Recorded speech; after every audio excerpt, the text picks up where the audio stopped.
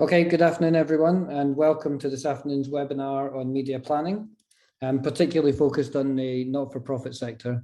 I'm Scott Logie, Customer Engagement Director here at Red Group, and I'm your host for this afternoon, and thank you all very much for coming along. This is the second webinar that we've done recently, and as I said, for today, we're going to focus on media planning. At the moment, we face a much more uncertain future than we have for a while. So therefore, ensuring your budget is optimized across different media channels and that you're giving yourself the best opportunity to drive the outcome you desire from your campaigns, whether that's more supporters, higher income, etc., has never become more important. So today we're going to have a presentation from Sam Wright, who's Head of Planning here at Red Group, on some of the do's and don'ts of media planning, and then some real life insight into planning in a charity from David Harrison from Blind Veterans UK. And then hopefully at the end, we'll have some time for Q&A from you. So please line those questions up if you get a chance. As I said, this is webinar 2. We're actually going to have a third webinar in segmentation, which will be in September. That's been requested by those of you that came along the last time, and I'll give you more details on that webinar at the end of today's session. So before we get going, just some housekeeping. Please feel free to share on social and use the hashtag campaign planning, please. If you do have any technical problems, drop them into the chat box and someone from Red Group will pick those up and hopefully sort out that problem for you. If you have any questions anytime for the speakers, then please drop those into the Q&A box that you see. And then I can ask those questions to David and to Sam, and we can have a bit of a discussion at the end of today's session. The session is being recorded. I remember to do it this time. I forgot last time. So this session is being recorded, and we'll load it onto the Red Group website from tomorrow, and we'll send a link round so that you can have another listen or share it with some of your colleagues. And then also, we're going to have a quick survey at some point pop up during the webinar. If you don't mind answering that, that'd be very useful. That's really just to give us some guidance on other topics that you would be interested in hearing about. So please get involved, make today as interactive as you possibly can do. So I'm now going to hand over to Sam and then in turn over to David, who I've mentioned are going to be today's speakers. First of all, just to introduce Sam. Sam has over 19 years, I'm going to call it nearly 20 actually, years experience in planning multi-channel marketing campaigns for clients, previously working at Response One and Edit. She now leads the planning team here at Red Group. Sam uses data-driven customer insight and analysis to develop bespoke acquisition and retention strategies to help drive ROI and consumer action. She's worked across lots of different vertical sectors, although quite a lot of her time has been spent in the not-for-profit sector. And really, it's all about optimizing marketing spend and making sure we have the most appropriate media channels to deliver the best return for every pound that's spent. As for David, as I've mentioned, he's acquisition manager at Blind Veterans UK. David's worked in fundraising and different charities previously, including at the University of London and then Marie Curie for a couple of years, where he was responsible for some of the most responsive campaigns they've had in recent times. He joined BV UK exactly a year ago. I bet it doesn't feel like that, David. I bet it feels like 3 months, but it was indeed a full year ago, and is working in the supporter acquisition and development team. Again, David's campaigns cover lots of different media, both online and offline. And as we all know, that's complexity that needs to be managed, and therefore planning is very important. So I'm going to hand over to Sam, who will in turn hand over to David, and then come back to me at the end for a couple of extra slides and then the Q&A if we have time for that. So over to you, Sam. Thank you very much. So good afternoon all. What is media planning? So if you do a quick Google search, Wikipedia says that it entails sourcing and selecting optimal media platforms for a client's brand or product to use. And the goal of media planning is determining the best combination of media to achieve the client's objectives. Sounds easy, but is it?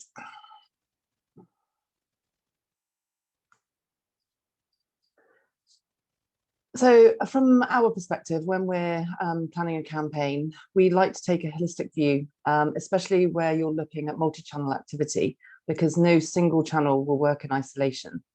If you can have all channels planned simultaneously and under one roof, then all of the insight that we can derive from each channel can be applied to future campaigns, irrespective of the channel that we're using. So we gather all those learnings across multiple different channels and then apply them to whichever channel we might be planning for a particular campaign. What that means is that the communication between multiple agencies who might be doing some channel activity and others doing others, the communication doesn't get lost if it's all under one roof. And you as the client can be assured that for every single pound that we spend, we are using it in the most cost-effective channel for you, not for the agency. At the sort of back end of that, our planning approach essentially is data-driven.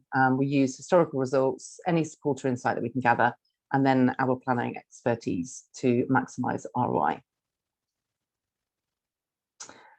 In terms of what we're looking for the campaigns to deliver for all of our clients, ideally, it's improving response rates across a range of different media. You'll be looking for new thinking, new ideas, innovation to improve your campaigns and keep them improving time after time. We reuse results-based recommendations to hopefully provide as accurate forecasting as possible.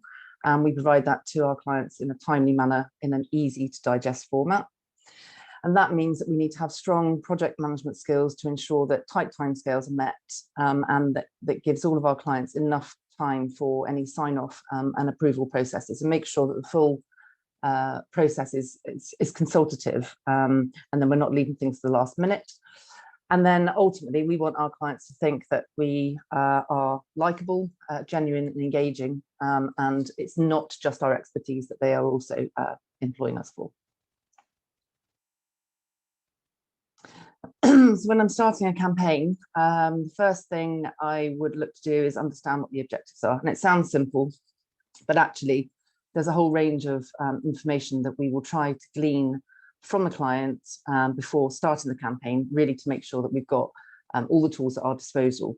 So we need to understand what they're trying to achieve with the campaign, what's the purpose of the campaign, what are their primary KPIs, so what are we going to be measured on, what's the campaign success going to be measured on, is that response rate, donations, cost per new donor, etc.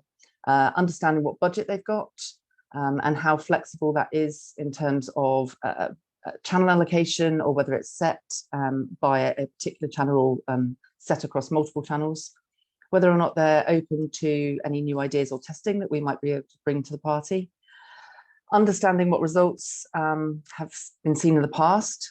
We do work with clients where it may be their first acquisition campaign ever, and so therefore they're even more reliant on us to use our historical knowledge of other clients' campaigns to drive that. But if you have results, then we need to glean as much information as we can from those to give us an indication of future performance.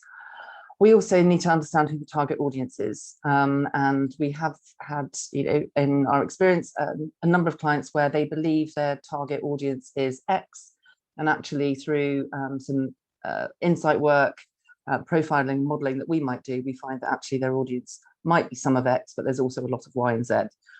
And then we also need to understand if you're looking for guidance, recommendations, and how much assistance do you need with the campaign. You might want a relatively hands-off approach, or you actually might want us to kind of really walk you through the entire process. So once we've got all of that information, then the planner will be able to deliver a strategy which will deliver the campaign on time and hopefully to target. But it also helps everyone to understand what the objectives are set out at the beginning and measured against it at the end. So in terms of considerations for a planner when we're looking to start the campaign planning process, and this really is the same for any channel that you might be planning, and that could be online or offline, but ultimately the fundamentals are the same. So we need to understand budget again, as I've said. So is it set by channel? Is it just set for, or actually are you looking for the agency to come and say, we think we can adjust this and we should reallocate budget based on lots of different factors? We need to understand who the target audience is, and as I mentioned, that could be through using data to profile and model that audience and really understand who they are and how we can acquire more of them. Campaign volume, so we need to understand what volumes we need to go out to ideally and how they're best achieved by channel. What your timings are like, so how tight are we in timings? When does the data, if it's DM or partially addressed mail, need to go to the printers? And we make sure that we've got a full timing plan for all parties, so all dependencies are kind of covered. What creative are you using? Is it control creative? Are you doing any testing? Is it something that has sort of not been tested before, or you've been suggested by your creative agency?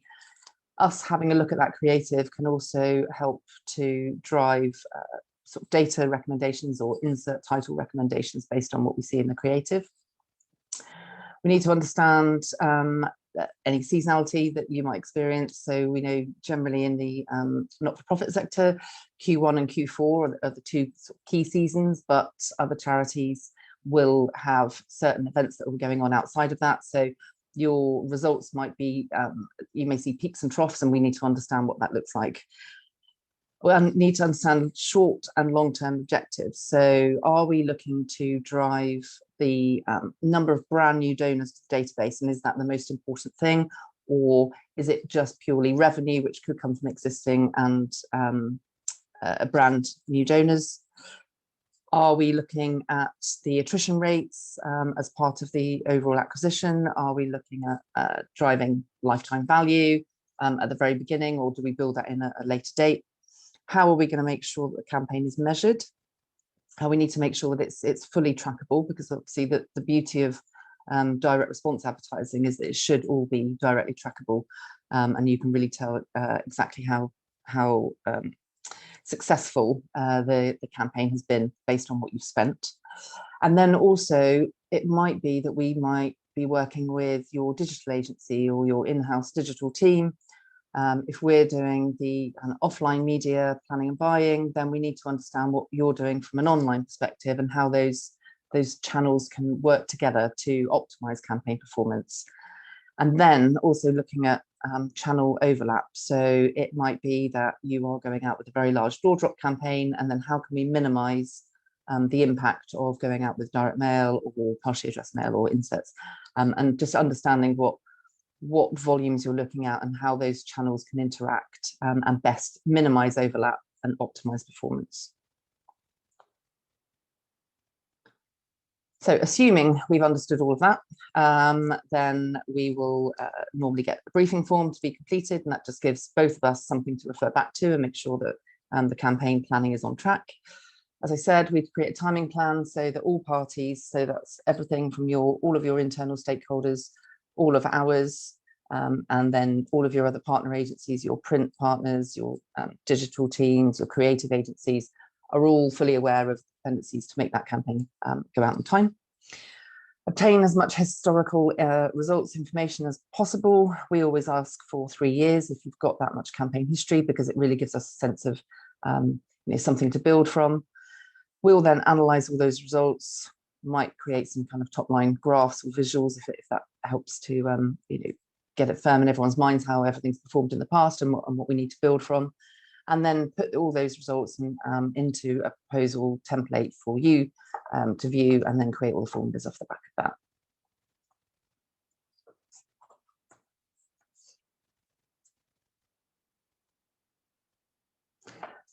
And then assuming that the campaign has all gone to plan and gone out in time, then the next step for us would ordinarily be to look at the campaign measurement at the back end of the campaign. So offline media, we tend to work with a sort of a 12-week maturity window, and we need to make sure that we've got all of the data back in at the end so that we can analyze how the campaign's performed across multiple different KPIs, and then report that back to you, and then make future recommendations off the back of that. So we'll be looking at response rate, average donation, return on investment, how many donations, depending on which channels you're using, coming from new or existing donors.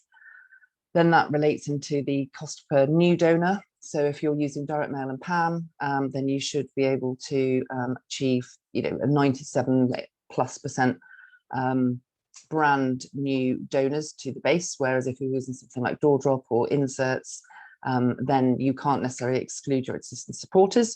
So when looking at the performance of a campaign for the not-for-profit sector, we always use cost per new donor as a benchmark to see how those different channels can perform against each other if one of your objectives is driving brand new donors to the base. And then if the data allows, then we will look at sort of second gift rates a little bit further down the line. That could be built into lifetime value analysis or lifetime value modeling to say who we're bringing at the beginning and how are they performing over time, and does that differ by channel.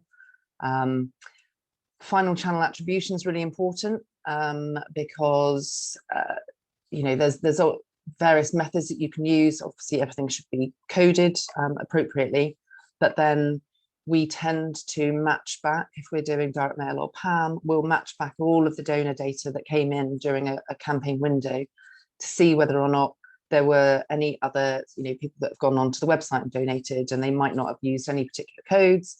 They might not have used a QR code if you were using that. And we need to make sure that actually those results that you're reporting on by each channel are representative of what that campaign might have driven, and not, for example, all allocated to PPC, which might be the last call to action that the supporter will have used. And then those results can be reported in many different formats. You can put it in Tableau, Power BI, Google Analytics, simple kind of Excel graphing, however the client would like to see it, and however it's most useful for the organization to be able to share that, if they need to share that kind of up the line when reporting on overall campaign performance. And then we just need to also consider the halo effect with the other media. So if you've got TV or DRTV campaigns running, radio campaigns running, how can we measure as best as possible the effect that any offline media may have had with your broadcast or online activity? So that was a whistle-stop tour of the considerations at the beginning, and then through to the campaign going live, and then all of the different considerations when we're reporting on campaign performance. So I just want to talk you through a couple of case studies now for clients that we've worked with across multiple channels. So we have a charity client where their Christmas campaign is one of the most important of the year. And the aim really was to grow their donor base by using direct mail in the most cost-effective way possible. So we created a bespoke data set from Red Group's prospect database to meet all the requirements in terms of targeting, personalization.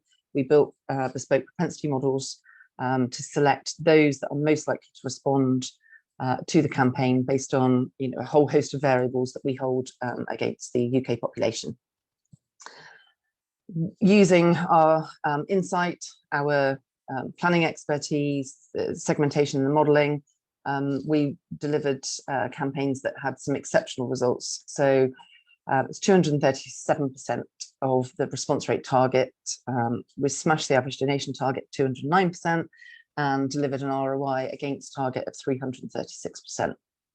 So it was a very, very successful campaign.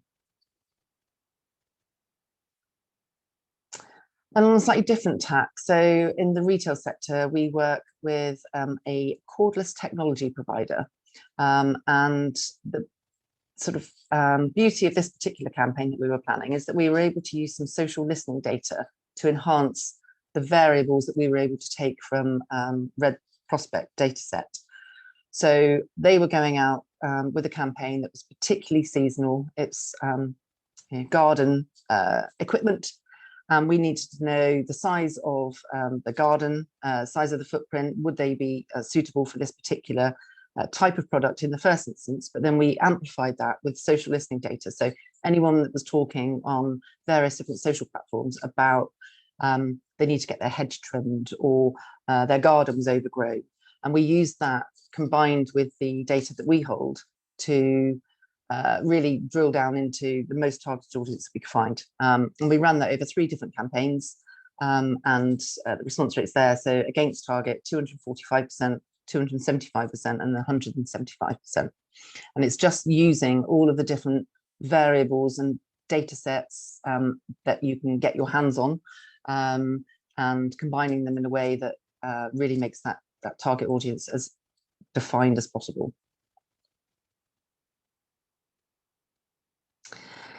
And then the all-important results. So I'm just going to talk you through a couple of examples where we've run partially addressed mail and direct mail for different clients in different sectors, and some of the results that we've seen recently and over time. So we work with a large fashion brand.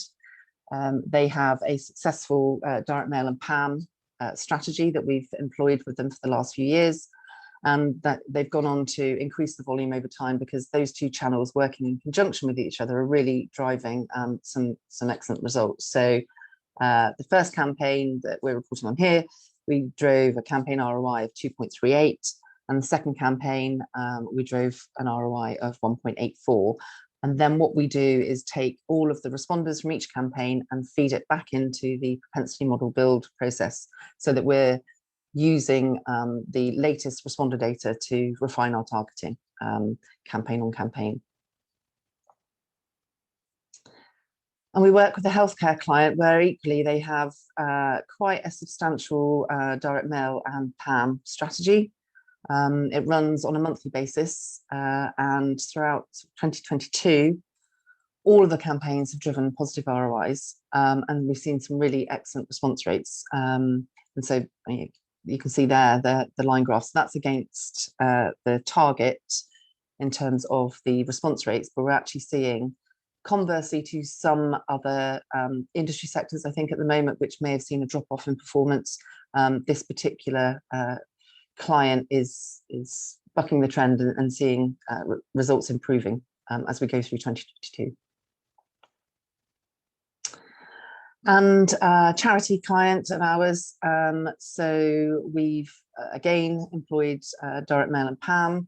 The beauty of those two channels working together, is that you can exclude your existing supporters, but you can also exclude the households from one from the other. So neither will be landing at the same time in the same household, which you do experience with the likes of DoorDrop. Overall, planning the two campaigns together, we've achieved 146% target for response rate, with an ROI 144% against target, and the PAM delivered 157% against target and 158% against the ROI.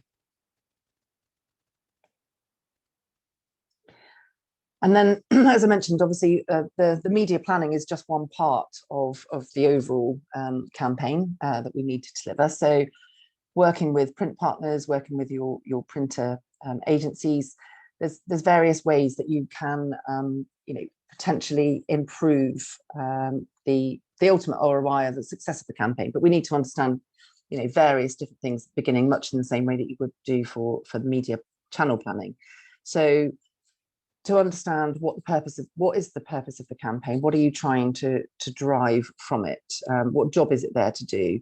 Are you going out with a prize-led pack or product, or is it cause-led? Do they need different approaches? Because the pack, the format that you might choose to use, the creative, the messaging can be quite different for those two different avenues.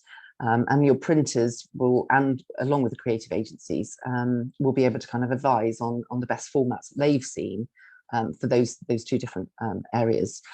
Is there a way that you can zero rate the pack? So speaking to your printer, do you need to just put certain contents within the pack, or your BRE needs to be a certain size to be able to zero rate the pack, which obviously then can save 20% VAT. And then also along with savings, so are there postage savings to be made? Are you going out with Mailmark Economy when you could be going out, or vice versa, going out Mailmark Standard when you could be using Economy? You've got another couple of days delivery, but actually it could save X number of pence per pack, which will ultimately help drive the ROI. Have you got the right postage account that can deliver VAT savings for you? What paper GSM are you sort of looking to go out with? What's the format of the pack?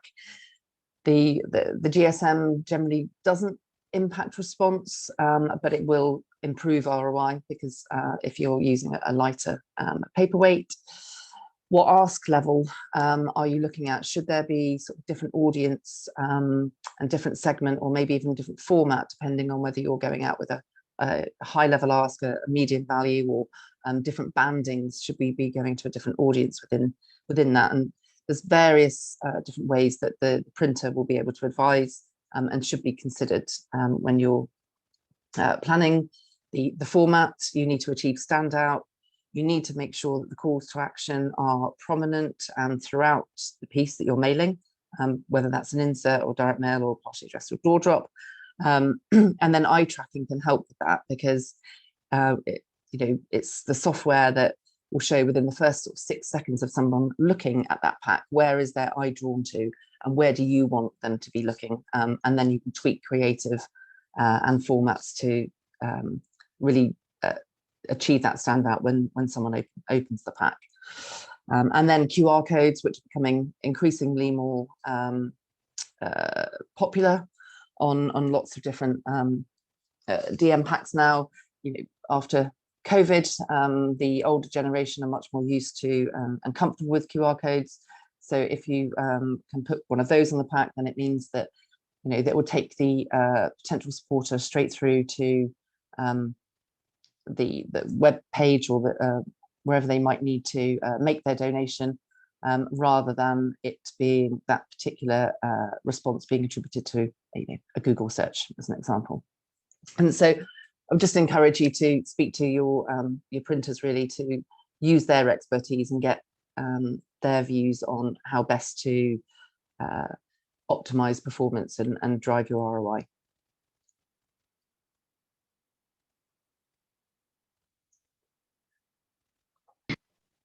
Brilliant. Is this me now? Yeah. Brilliant. Thanks. Good afternoon, everyone. So when I was thinking about what to talk about for campaign planning, I thought of two things which may be of use. Firstly, test and learn. So having a system of rigorous testing in each campaign, using that opportunity to see what changes you can make and see how they turn out, and then you can over time increase the power of your campaigns. And then also looking at campaign flexibility. I think it's very interesting when we're talking about planning campaigns. It all comes across as very firm and rigid and set, but there's also a need to have some flexibility in the campaigns that we run as fundraisers, as marketers, in relation to the external environment. Could the slide change onto the next one? Thank you. So test and learn is something that we use at Blind Veterans to make our packs work harder each time and to try and develop them over the period of a number of years. So each time we have a campaign, every time we're planning a campaign right at the beginning, we take a moment to think about what is the objective we want to change. Do we want to try and increase response rate or event signups or open rates, click-throughs, whatever it might be for the channel that you're looking at? What is it that we need to improve for this one? And then brainstorming ideas that we can think of to try and address that. So that might be looking at competitors, that may be looking at industry best practice, at historical tests that we've done before but maybe have dropped, stuff that has been working for us in the past, and or new ideas, and coming together and trying to see how can we best engage our supporters and provide them the best experience, and therefore maybe drive higher response rates or higher objectives. So then also focusing on one objective for this, and that's really key, because would personalization on the outer increase response rate? So being sure that you know what you're testing, and then but also being aware of other things, and that's having a fixed measurable hypothesis is the key there, because you then need to know exactly what you're testing, and then when it comes to the end of the campaign, you can then look back and test and see whether it's succeeded and then make changes. So having a fixed measurable hypothesis and really watching how many variables you have in the pack, so that you can say with reasonable probability that the change you made did come from the change you made purposefully, rather than it could have just been a happen chance. On the segmentation, the practice that we do at Blind Veterans is an 80-20 model, which is 80% test, which is a no change control, and then a 20% test, So in each pack, we would make a change for that one element. So if it is response rate we're trying to increase, then maybe putting personalization on 20% of the packs. And then you have a good marker, a statistical significant group to have a look at what would have happened if we'd have rolled this out across the whole campaign, but also lowering the risk of the whole test by making sure that we have our no change banker, the pack that we know our supporters know and love, there every time. So having a marker in either the segmentation or in the data to flag back which person from which segment has responded then allows you after the campaign to really dig into the data around how that campaign performed. It also really forces us to look at the data and really analyze how the campaign has performed, which is if we're trying to be data driven, we're trying to use data to make decisions that are in the best interest of supporters and also the organization, then that is imperative. And so then at the end, you have sort of three choices really, which is to incorporate into the control pack. So if you've tested personalization on an outer and it's come out as a huge success, then for the next campaign that would roll into your banker pack. And then in the next campaign, you could test something else and see if you could get that higher. Or you could test it again. You could validate that test to double check whether the test you made actually worked. If it's a particularly large change to your campaign, then that would be another way to reduce risk, to see whether it has the same performance again, or rejecting the test outcome as something that you've tried, it didn't work, but that's still knowledge that we can use, and we will not put it into the banker pack, and next campaign you can then try something else. And so over time, this culminates in a sort of iterative improvement. It's constantly getting better, or you're just getting more knowledge about what works for your campaign at this time of year and not others. And then other channels, this can work between media, as we've heard a lot about, creative, print, every single facet of the campaign that you're running, depending on the channel you're running, you can test in that, and then it constantly improves your campaigns over time. And then secondly, with that in mind, flexibility. So we don't work in a vacuum. Plans are just that, they are plans. And we've talked about sort of the campaign planning process as being very rigidly implemented. However, there is, as always, need for flexibility in how we design campaigns to provide donors and stakeholders the best experience and drive the best ROI for campaigns. And we don't work in a vacuum. And if there's one thing working in fundraising over the last couple of years has taught me, it's that plans are just that, they're plans. I don't think anyone saw the cost of living crisis coming, or coronavirus and the need for emergency appeals, or the increased cost of paper or postage. And with that comes the need to think of new ideas and change how we work. And we can tackle that being proactive. We can test and learn other ways of doing things. We can work with third-party organizations and insight functions to see what channels could we use, what could we test differently to try and ready ourselves for any resistance that may come in the future, and we can very quickly change with reducing the risk. Or we can be reactive. So in the moment, change our campaigns to be more appropriate to the time. One example is from Blind Veterans UK is we were planning a regular gift upgrade campaign for the cost of living crisis, and that seemed to be not in line with the external environment, and so in that sense needing to be flexible with the external environment around us and listen to provide the best experience for our donors, but also drive the best ROI for the organization and for beneficiaries.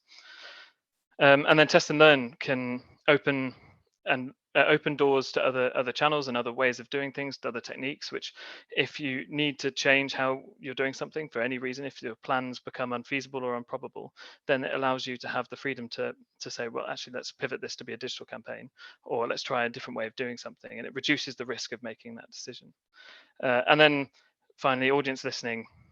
With internal and external stakeholders. So that could be with supporter services, with insight functions, with third-party organizations, using all the relationships at hand to try and get a sense of what would be the best thing to do now in terms of campaign planning. And while we have plans for the year, it's important to also remember there's some flexibility needed in terms of how we approach those, especially when it comes to designing the pack and what channels and how to reach an audience, depending on the external environment at the time. And so overall, from me, I think campaign planning should be led by data and historical insight. So looking at the data that we have on file and how people are responding and then changing over time. We should be testing and learning over time to reduce the risk of reduce the risk of campaigns failing, and then also taking opportunities to change campaigns as and when. And also selecting a channel in line with the campaign objectives and audience. If you know that you're wanting to do a thank you call, but also an ask, then maybe a dialogue channel is a really good one to do. But then a straight ask where you're having a high reach, print is great for that. Digital is also fantastic. So choosing a channel that's in line with your campaign objectives. Documenting campaign performance for future reference, as Sam has already referenced, having campaign data for 3 years is really fantastic to have a look back at. And then also having recommendations to know what did we test 2 years ago and what are the recommendations for now. So you make sure that as organizations change and people change, that knowledge is consistent, and that can get lost very quickly. So having a real sort of eye for the data and where are we saving that. And then keeping aware of the external environment and how that may influence the best laid plans, because there may be a need to change those and be flexible and work with partners and stakeholders to make sure that you can deliver on the objectives of campaigns. Cheers, thanks. Thank you very much, David, and thank you, Sam, as well, of course, for that insight. That was really useful. We'll have a Q&A in a few minutes' time, so if you have other questions, please drop them into the Q&A box. In the meantime, there's a couple of slides I just wanted to pick up on. As I mentioned right at the start of today's session, we are living in very uncertain times at the moment. Brexit, COVID, cost of living, there's been a lot to cope with over the last couple of years in quite a short space of time. That impacts everything that we do, if we're honest, but also impacts how we go about planning. So we talked about that quite a bit here at Red Group, and we actually decided we want to try and understand a bit more about it in detail. So we spent some time with some of our clients and asked them a range of questions around their approach to planning and how that's changed over the last couple of years. And we're in the process of creating a white paper around the findings for that. But I thought it might be useful just to share some of the outcomes that we found so far in the context of the conversation that we're having today. So overall, what we learned was that pre-COVID, and I think David alluded to this earlier, actually, pre-COVID planning was a bit of a static process in some ways. So, and particularly what we were looking at wasn't campaign planning in the way that David and Sam have talked about it, but more overall strategic planning for a business or for an organization. And the feedback that we got was that generally, pre-COVID, people would plan, but they would plan sort of a year in advance and then almost stick that plan in a drawer and hope that things worked out and maybe pull it out again towards the end of the year just to make sure that things had worked in the way that they hoped they were, and that the outcomes were, as they had hoped to be. That planning cycle, though, although it was static, it was very detailed and was often quite a lengthy planning cycle that then wasn't really updated unless something catastrophic happened, if you like. And it seems like COVID then had probably the biggest of all the sort of things that have happened in the last few years. It seems that COVID was the thing that had the biggest impact on planning. And what actually happened was that a lot of organizations went from this sort of static annual planning cycle into weekly and sometimes daily planning sessions, and that there was a need to be much more flexible. I guess the future was much less certain, wasn't it? We didn't really know what was happening week by week, month by month at that point, and therefore as organizations we had to basically consider implications there and then. I know, for example, here at Red Group, we had daily calls with the management team to decide what we were doing around things like furlough schemes and who was on scheme, who wasn't on scheme, who we needed back, what we were doing with particular clients, what we were doing with income management. All of that stuff needed to be done on a daily basis. and therefore we had to speak to each other a lot more, and therefore plans became much more fluid and much more flexible as a consequence of that. How that then is panned out is that there's then been a much, the impact overall has been much more in terms of creating a more flexible approach to planning overall, with a willingness to accept that people need to be more responsive and react to changes as they happen. And I think that can be considered to be a very positive outcome. I mean, in addition, there's been a stronger reliance on both more data, which as a data company, we're bound to say that, but that certainly was the feedback we were getting, was that there was less gut feel being used in terms of planning and more information being seeked out to help to define that planning, either data inside organizations and inside and information about customers or market, but also working outside with the right partners and gathering out insights from overall market sort of organizations to help inform future decision making. So I guess overall there's been, the last couple of years have been quite tough. There's not a lot of great stuff come out of those 2 years, but if what we do have is much more informed decision making, much more flexibility, then I think we can say that that's probably been quite a good thing. So I would say look out for the white paper when it comes out. We're looking at some time towards the end of September, when there's much more detail on these topics, but also some testimonials and some examples from some of our existing clients and partners across a range of different sectors. And talking about useful information, Sam wanted to make sure that we left you with quite a lot of homework. So she's put together some further reading that you can go into after this webinar. That's a list of examples, some tick lists, some content that we just overall thought would be useful. We'll send out a link to the deck as well as a link to the recording from today's session. So you can click through those links and get access to the different documents that we've pulled together. So that we've still got about 15 minutes left, or 10 minutes left, I guess. So let's move on to some questions and answers. I'm going to take us off screen sharing, actually. You probably noticed I was struggling a little bit to click the slides and see what was happening on Q&A. So every time I went onto the wrong slide, it was because I was looking at the Q&A box. So apologies for that. So I'm going to take off screen sharing, which means you can also see David and Sam's faces as well, which is nice. And I'm going to pull up the Q&A box so that I can see what questions have been asked. And then we can hopefully ask some questions. So, well, let's start with this one for Dave, for both of you actually. Is it too late to start planning my Christmas campaign? No, you might be cutting some of it a little bit fine. Depends on what channels you want to use.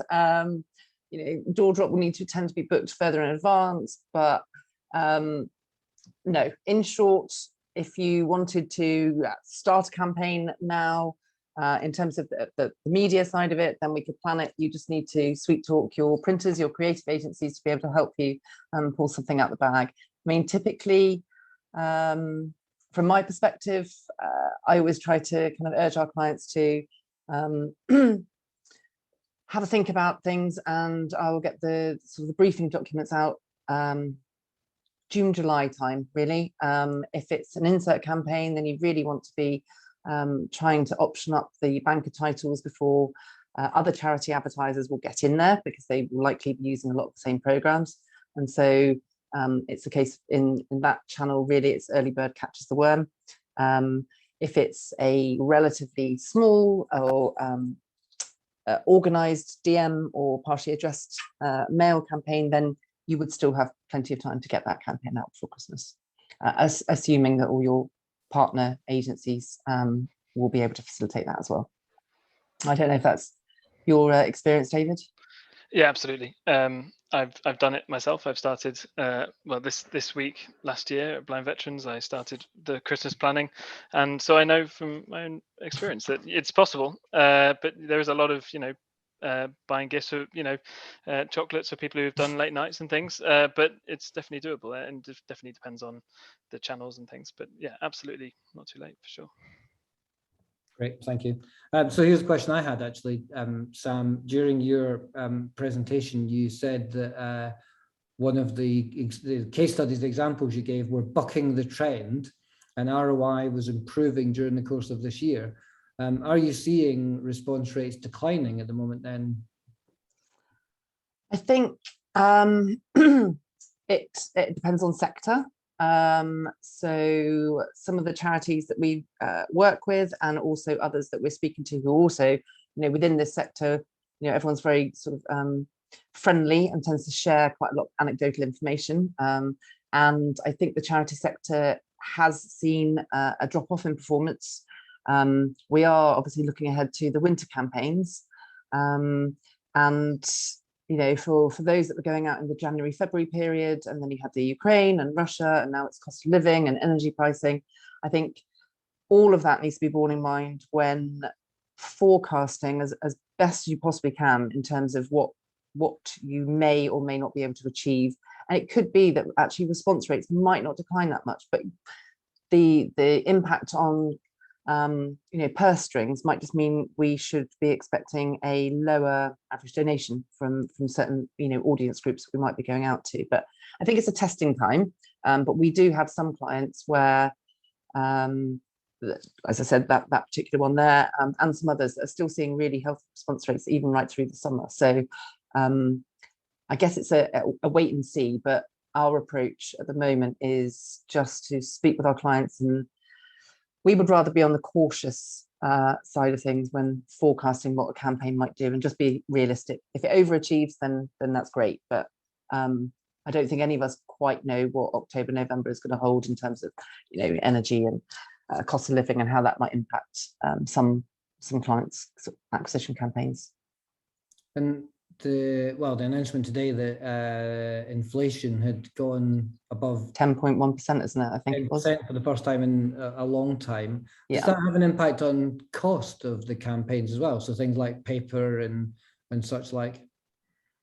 I think David will definitely be best placed there to answer that. But yeah, I mean, as far as I can, and the clients we're speaking to, yes, I think that there are increases. But David, you've probably got better examples. Yeah, absolutely. Yeah, we're seeing an increase in the cost of doing certain channels, and I suppose that's why we're taking an approach of needing to test and learn different ways of doing things, so that we have more tools in our in our toolbox to try and reach people in the same way.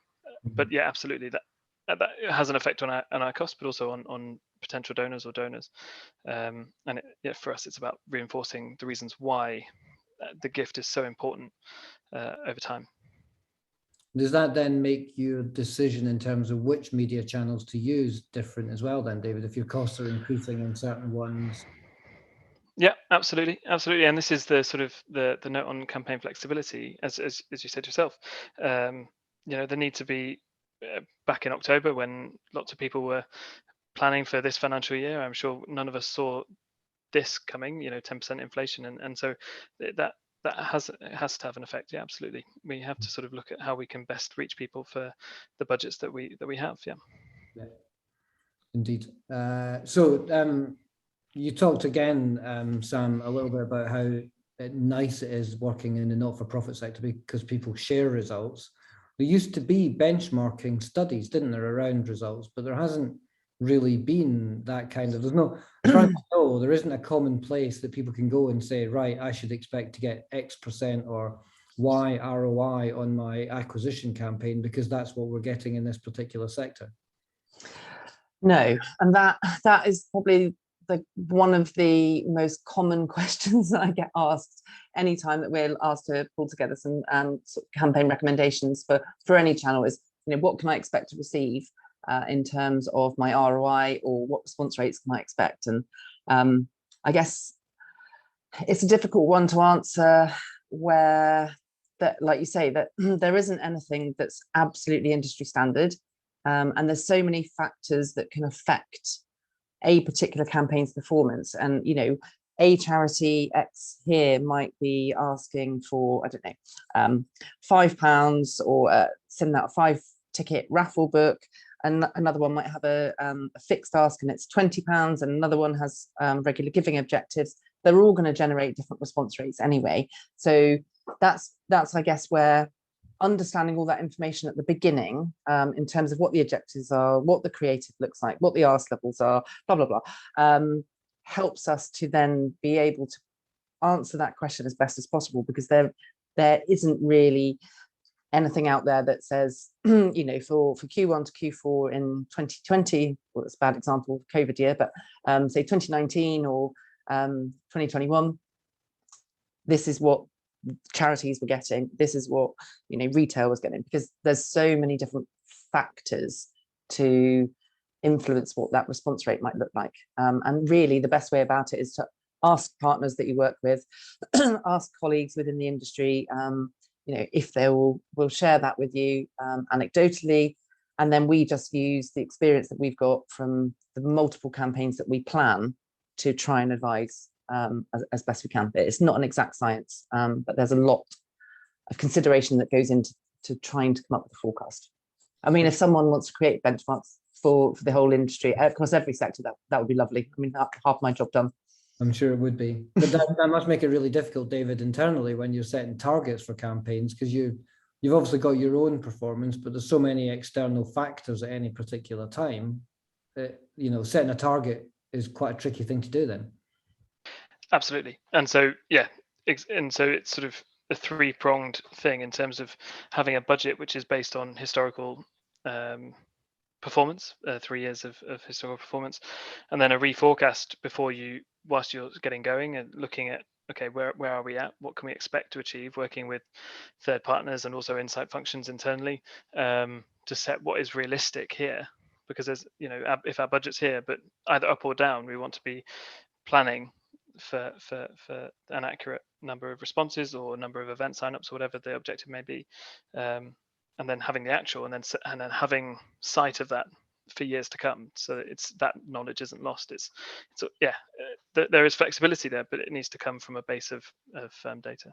And I guess there's another factor which is what you're incentivized to do as well. I would imagine, you know, if we think about bigger planning over the course of the year, your charity wants to acquire X new supporters, and therefore your overall plans have to be built around trying to acquire that number of supporters ultimately.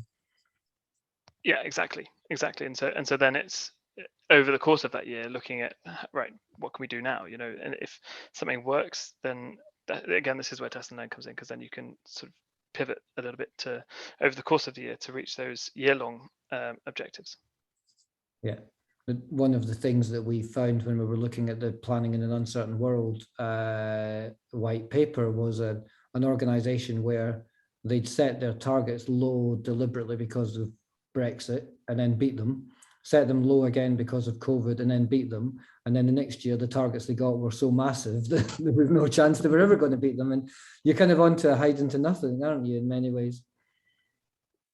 I think that's where we've been looking at the campaigns, you know, 2020, 2021, coming into 2022.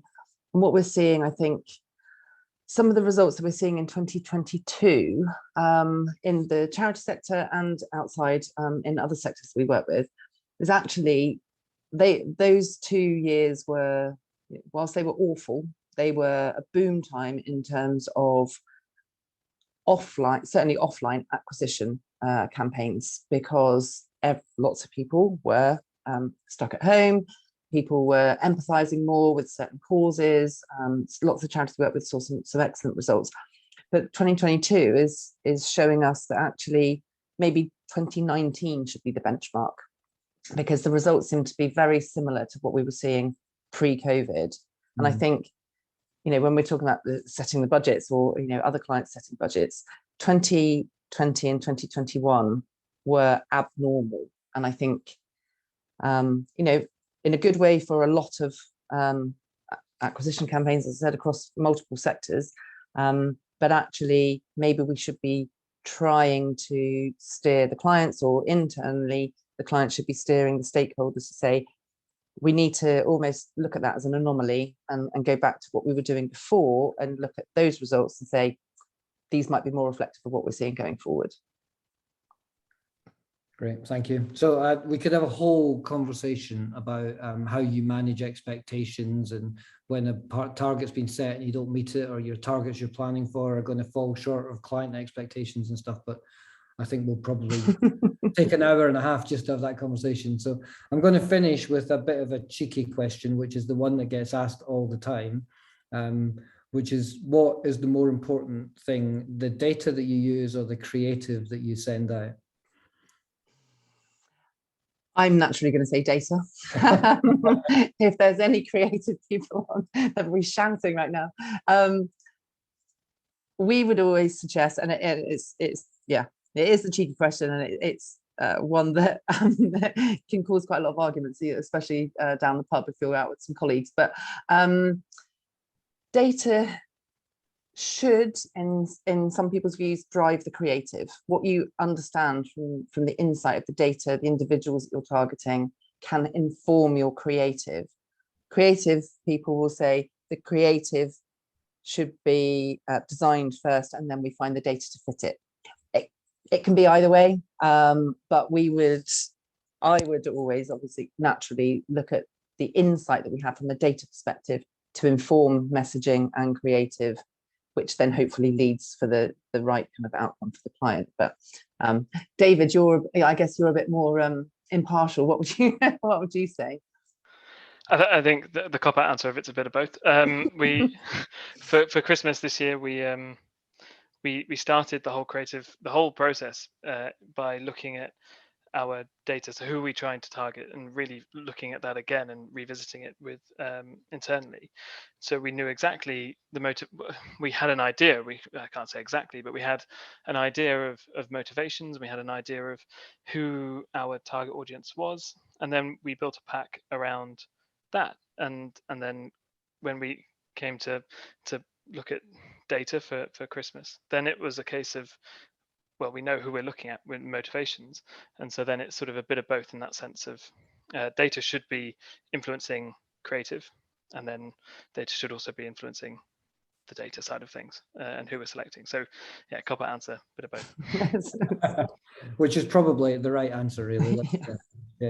So we're just reaching the end of time. Thank you both very much. That was a really useful and informative afternoon. There was lots that we can take away from that. Planning, there's so much to consider, isn't there? And I know that it's data driven. I know there's a bit of a process that you put in place, but ultimately what you need is something that's bespoke and unique for every single client and for every single campaign. And what we've had is a really useful insight into all of the different factors that you take into account. And also from David on the test and learn, and the need to that 80-20 that you talked about, David, and that need to continually be looking to add something to every campaign so that you roll something out next time that you've learned from the campaign that you're running. And I guess overall, there's a whole lesson for all of us about flexibility and not being too rigid in our planning, and things change, as we've seen this last few years, but even just this week in terms of cost of living and inflation and such like. So there's so much to consider, but there's also that need to be flexible and to be prepared to let your plans change. So thank you both very much. That was really useful, and it was really enjoyable as well. Just remind everyone who's dialed in today that there will be an email link after this with a link to the slides, link to the recording. Our next session is going to be on segmentation, which is on the 27th of September at 3 p.m. Where we'll have hopefully another guest speaker who can talk about implementing segmentation strategies within their organization. So finally, I just want to thank all of you for taking the time out, coming along today, and hopefully you found something useful that you can take away and apply in your jobs every day. Otherwise, have a great day, and thanks again. Thank you. Bye-bye. Bye. Thank you. Cheers, thanks.